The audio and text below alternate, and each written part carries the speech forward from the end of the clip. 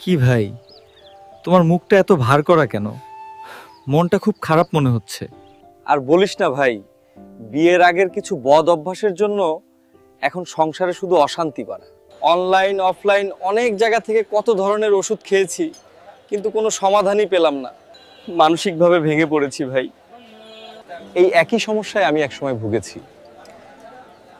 অনেক জায়গায় চেষ্টা করে যখন একেবারে হতাশ হয়ে পড়েছিলাম, তখন হঠাৎ ফোনে ফাতেমা ঔষধালয়ের একটা বিজ্ঞাপন দেখি।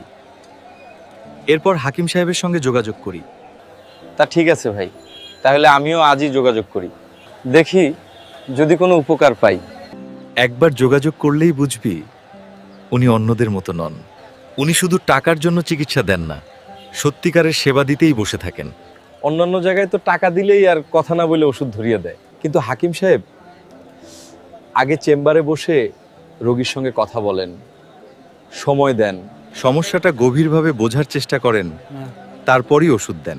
কিন্তু ভাই, আমি তো প্রতিদিন কাজে ব্যস্ত, আর ফাতেমা ঔষধালয়ও আমার বাসা থেকে অনেক দূরে। আমি কি তাহলে এই সেবা নিতে পারবো না? হাকিম সাহেবের সঙ্গে ইমো বা হোয়াটসঅ্যাপে ভিডিও কলে কথা বলতে পারবি। তোকে পর্যাপ্ত সময় দেবেন, সবকিছু শুনবেন, তারপর ওষুধ দেবেন। একজন ডাক্তার এত সময় দেন রোগীর জন্য, এখনকার বেশিরভাগ ডাক্তার তো ভালো করে কথাই বলেন না। এই কারণেই তো হাকিম সাহেব অন্য সবার থেকে আলাদা।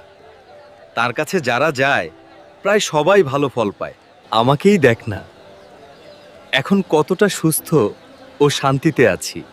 তুই ঠিক বলেছিস ভাই, আমি আর দেরি করব না, আজই যোগাযোগ করব হাকিম সাহেবের সঙ্গে।